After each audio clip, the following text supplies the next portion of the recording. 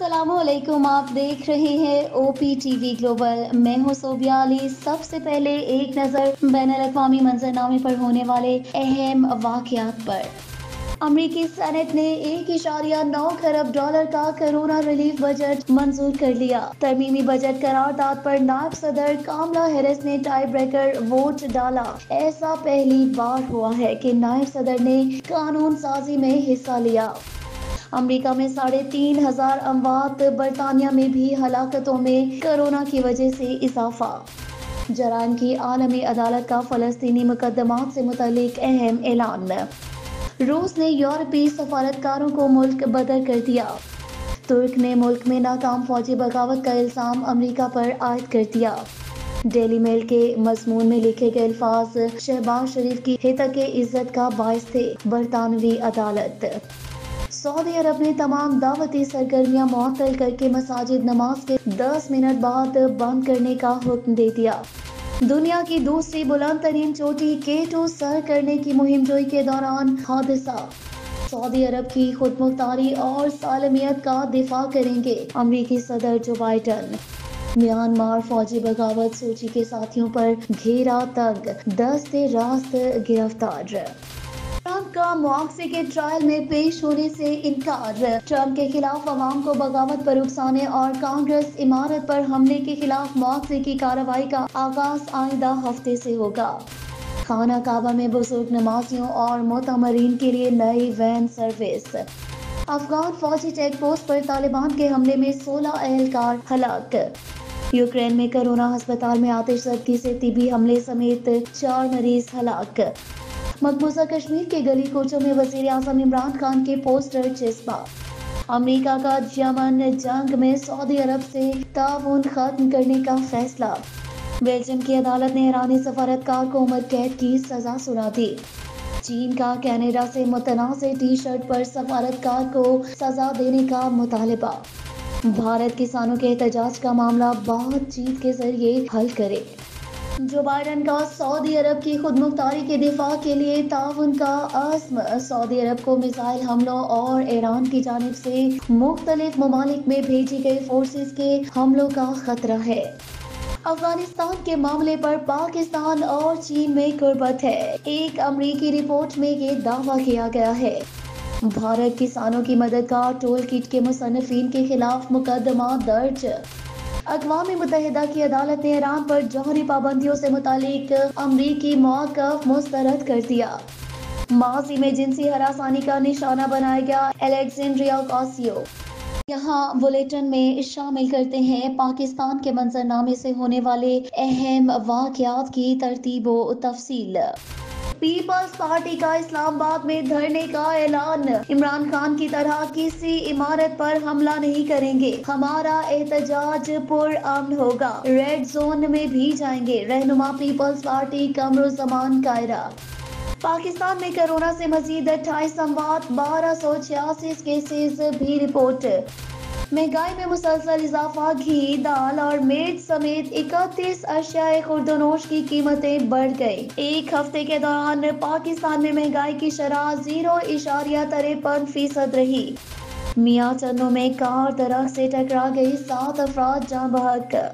Speaker Asad قیصر کا قومی assembly میں ہنگامہ آرائی پر کارروائی کا فیصلہ۔ اسپیکر نے واقعے کی جانچ پڑتال اور سخت کارروائی کرنے کے لیے اجلاس کی کارروائیوں کا ریکارڈ طلب کر لیا۔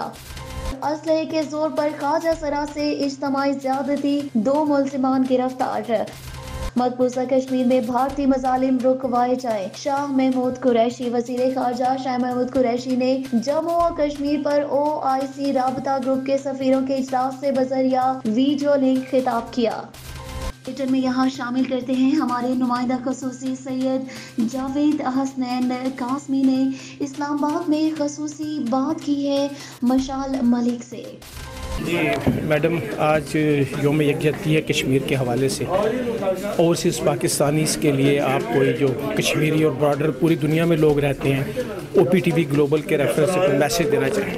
دیکھیں OPTV کے ریفرنس سے میں اس چینل کے یہی کہوں گی، کیونکہ یہ اوورسیز پاکستانی اور کشمیری اور سب جو اردو سننے والے لوگ ہیں یا انگلش، میں ان سب کو یہی میسج کروں گی کہ جو UN کا سب سے پرانا مسئلہ ہے وہ کشمیر کا مسئلہ ہے، جو اب تک حل نہیں ہوا ہے، اور یہ ایک 3 نیوکلیئر کنٹریز کے بیچ کا مسئلہ ہے. اور میں چاہتی ہوں کہ دنیا کی جو ڈیولپڈ ورلڈ کے اندر جو لوگ سن رہے ہیں وہ آواز بنیں، کشمیریوں کی اویئرنیس کریں، اور اس دنیا کا جو امن جو ہے اس کی جو میں سمجھتی ہوں جو اس کی چابی ہے اس امن کی، وہ کشمیر کے پرامن حل کے ساتھ ہے. ایک نہتی قوم کو دفنایا جا رہا ہے زندہ مودی کی خونی سرکار سے، جو ہندوتوا اور کی فیشسٹ مائنڈ سیٹ کو فالو کرتی ہے، اور اس کے تحت جو جینوسائڈ کا کر رہی ہے. وہاں پہ جو آرڈر پاس کیا ہوا ہے، قبرستان میں تبدیل کر دیا ہے کشمیر کو. اس کو بچانے کے لیے اس نہتی قوم کو آپ سب لوگ جو ہیں اویئرنیس پیدا کریں کشمیر کاز کی، جب تک کہ کشمیریوں کو آزادی نہیں ملتی. شکریہ.